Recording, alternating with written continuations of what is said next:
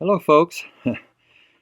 Well, this is my last video entry in our pray-through of the book of Joshua, and I would like to address some of the highlights, at least some of the highlights for me anyway, in chapters 13 through 24. Big passage. Anyway, the first one is that God is always true to His promises, isn't He? I think this is one of the lessons we learn from the mind-numbing, painstaking detail of the lists that we find in these chapters of the land as it was distributed to the 12 tribes and the 48 cities given to the Levites and their boundaries. Great detail. These lists, where we are prone to practice our speed reading, they prove to the Israelites and to the book's readers that God was faithful to His promises. Number 2, there's Caleb in chapter 14. At the age of 85, he said, "Give me this mountain, the toughest part of the land to conquer. Give me your biggest problem, and let me solve it." His words reveal his courage and his faith, and also the vigor and eagerness of a man far younger than 85. As C.S. Lewis once wrote, "You are never too old to set a new goal or to dream a new dream." Number 3, the legislation concerning the 6 cities of refuge in chapter 19 shows 2 things at the very least. Number 1, God's mercy in that those who were killed accidentally could find a place of refuge, and number 2, the sanctity of human life in that even an accidental death caused blood guilt that could be avenged if the killer did not go to a city of refuge. Number 4, I like the fact that the 48 cities of the Levites listed in chapter 21 were scattered throughout the land of Israel. They were to be salt and light among their fellow Israelites, the Levites, and one of the important functions of the Levites was to teach the law, and they could do that more easily if they lived scattered throughout Israel. Hey, to be salt and light, that's the charge Jesus gave to us, His followers, too, right? Number 5, I like what Joshua states in chapter 22 and verse 5. This verse gives even us today a comprehensive picture of what a proper relationship to God should include. Let's take a look at verse 5. Here's what that passage says.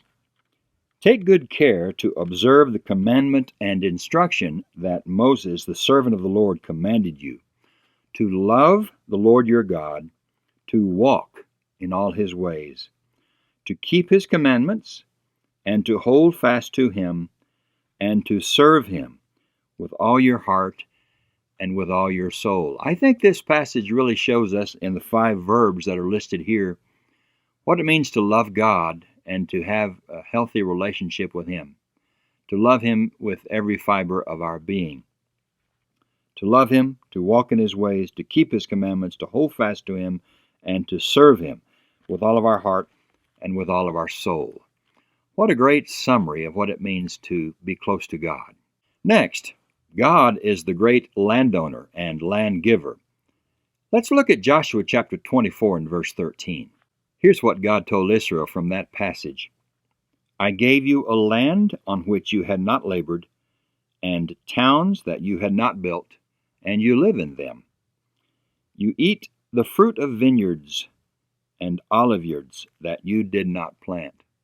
And of course the idea there is that everything that Israel had was a gift from God. Victory was entirely God's doing, and now everything that they possess had been given to them by God.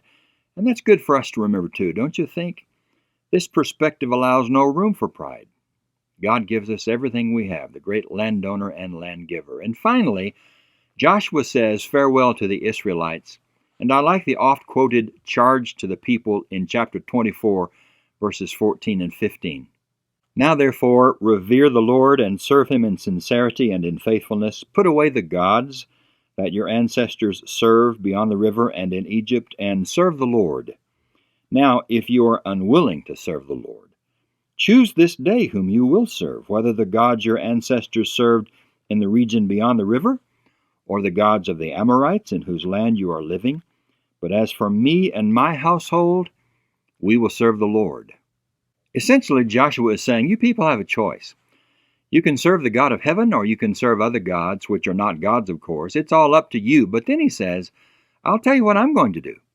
I'm going to serve the Lord, and my entire household will as well. And we can learn so many great leadership principles from Joshua in this book, especially here in this passage, can't we? We lead by example. We lead by example.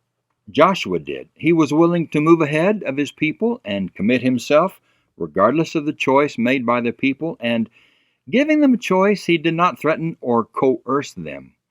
Now, he did tell them what would happen to them if they broke covenant with God and disobeyed his law, but he told them that the choice was theirs. That's leadership.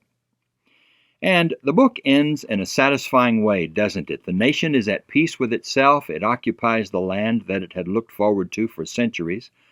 A period of harmony, stability, and peace followed for a number of years. Of course, we know that it was only a temporary state of affairs, right?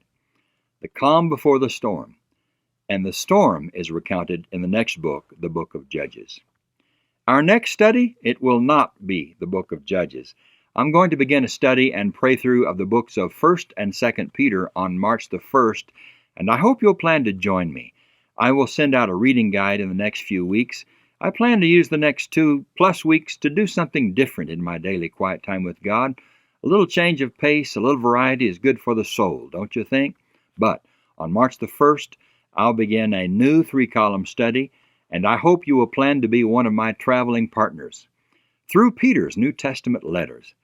I want to thank you again for walking alongside me through the book of Joshua, and I look forward to seeing you again as we start 1 Peter on March the 1st. God bless you, folks.